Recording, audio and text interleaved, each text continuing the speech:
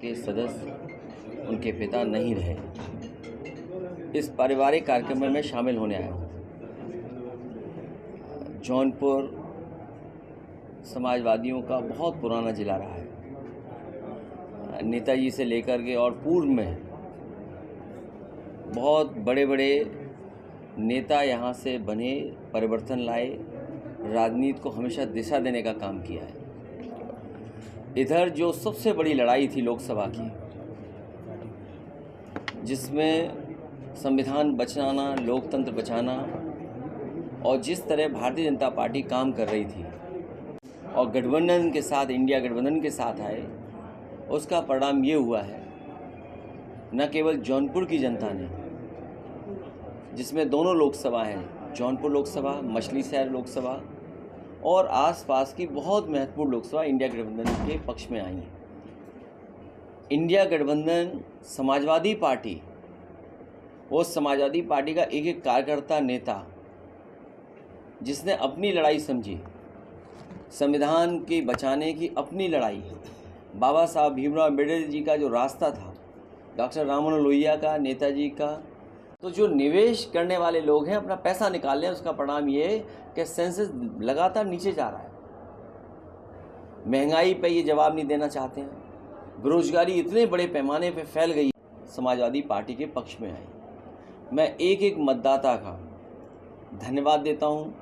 Party के संगठन के जितने भी हमारे कार्यकर्ता बूथ स्तर पे थे, गांव स्तर पे थे, संगठन के लोगों का मैं बहुत धन्यवाद देता हूं कि उन्होंने समाजवादी पार्टी की इस लड़ाई में पूरी जिम्मेदारी के साथ मदद की है। और उसका परिणाम ये है कि अब दिल्ली की सरकार वो फैसले नहीं ले पा रही जो वो लेना चाहती थी। लेकिन उसके बावजूद भी आप और हम देख रहे हैं कि जब हर सवाल पर सरकार नाकाम हो गई है, आप उनसे महंगाई पर चर्चा करें। जब हम और आप आज यहाँ बातचीत कर रहे हैं, डीजल पेट्रोल की कीमतें बढ़ी हैं, ये अलग बात है। कुछ लोगों को लाभ पहुंचाने के लिए सरकार हर फैसला ले रही है। अभी मुद्रा योजना का 10 साल पूरे हुए हैं। आप खुद सोचिए, अगर 52 करोड़ लोगों को इन्होंने मुद्रा योजनाओं से जोड़ा है और ये बात उन्होंने सरकार में कही थी कि हर व्यक्ति को नौकरी मिलेगी इस मुद्रा योजना के माध्यम से, जो कारोबारियों की मदद की।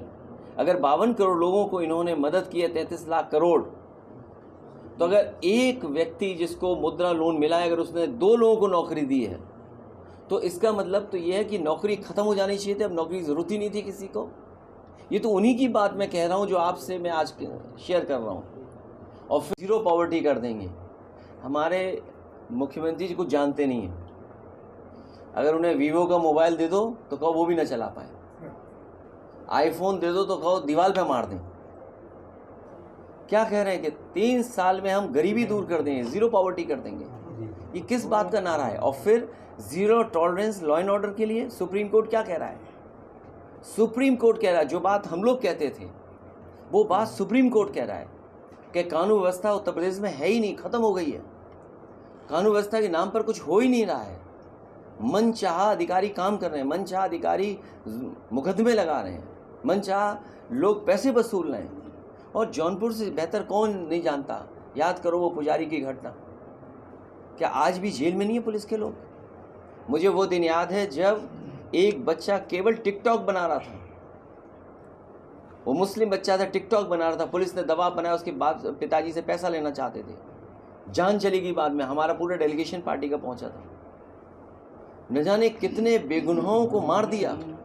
और यही जौनपुर है जहां पर अपनी नाकामी छुपाने के लिए बैंक डकैती के मामले, फेक इनकाउंटर इसी जिले में हुआ था। और कैसी सरकार है सोचिए आप, जब सवाल खड़े हुए, जवाब नहीं दे पाए, तो उन्होंने बैलेंस करने के लिए एक छतरी की भी जान ले ली। ये बात आप लोगों से नहीं छिपी होगी, क्योंकि आप लोगों ने तो करीब से चीज़ें देखी हैं। तो हर चीज़ की जब नाकामी हो गई, ये जो वक्फ बिल लाए हैं, नाकामी का पर्दा है। अपनी तमाम जो उनके नाकामी हैं योजनाओं की, जो कुछ नहीं जनता को कर पाए, इसलिए इस तरह के कानून ला रहे हैं। समाजवादी पार्टी ने लोकसभा में भी स्वीकार नहीं किया था। आने वाले समय में भारतीय जनता पार्टी जाने वाली है। भारतीय जनता पार्टी पीडीए की ताकत को, पीडीए की एकजुटता का सामना नहीं कर सकती भारतीय जनता पार्टी। और इसीलिए क्या कह रही थी मुख्यमंत्री जी, 80 और 90, ये मैंने नहीं कहा। अगर पूर्व में किसी ने कहा हो, मेरे मुंह से आपने कभी नहीं सुना होगा 80 और 90। मैं उन्हीं मुख्यमंत्री जो 80-90 कह रहे हैं, मैं उनसे जानना चाहता हूँ कि हम 80 में आते हैं कि 20 में आते हैं, 80 में है कि 20 में है। अगर वो ये नहीं बता पा रहे हैं तो वो समझ लें ये लड़ाई 90-10 की है। और 90-10 में इसलिए बोल रहा हूँ कि हर पीड़ित अपमानित पीडीए के साथ है। आप में से बहुत सारे, उनसे आपका परिचय हो तो मिलाओ जाके आप, उनका परिचय तो होगा मुझे लगता है, आपको जाना चाहिए मिलने में। उन्होंने कहा कि कुछ गड़बड़ है इस मशीन में, टेक्नोलॉजी में गड़बड़ है। एलन मस्क कह रहे हैं गड़बड़ है। आप सोचिए भारत पे क्या पाबंदियां लग गई हैं। चिंता का विषय ये है कि आपकी अर्थव्यवस्था चल नहीं रही है। आप सब दूसरे देशों से ले रहे हैं कारोबार, वो बाजार हमारा खा जा रहे हैं। कम से कम भारतीय जनता पार्टी को अमेरिका से सीखना चाहिए और इन्हें भी पाबंदी चीन पे लगा देनी चाहिए। रेखा गुप्ता का काम होना है। अध्यक्ष जी, मुख्यमंत्री जी कह रहे हैं पुलिस को पकड़ रही है। कभी बसपा में रहे दद्दू प्रसाद, अब आपके साथ आगे जो वाराणसी में हो रही हैं दुखद है। और अगर संख्या और नंबर्स हम देखें, अगर देश में सबसे ज़्यादा असुरक्षित महिलाएं कहीं हैं तो उत्तर प्रदेश में। पुलिस का कहना है कि अब नए तरह के माफिया पैदा हो रहे हैं, हो जाएगा। पुलिस की क्यों मानते हो? पुलिस खुद ही माफिया का काम कर रही है। आपको नहीं पता क्या? आपको पता होगा घटना बरेली की, पुलिस ढूंढ रही पुलिस को, पुलिस अपहरण कर रही है।